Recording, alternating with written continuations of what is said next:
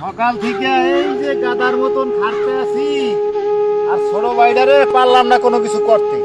ও খালি গড়বে আর টাউটারির মতন এখানে যাইবে ওখানে যাইবে। এই যে যে আমি খাটতে আছি, ওরে যদি একটু হেল্প করতো তাহলে তো আমার উপকার হয়।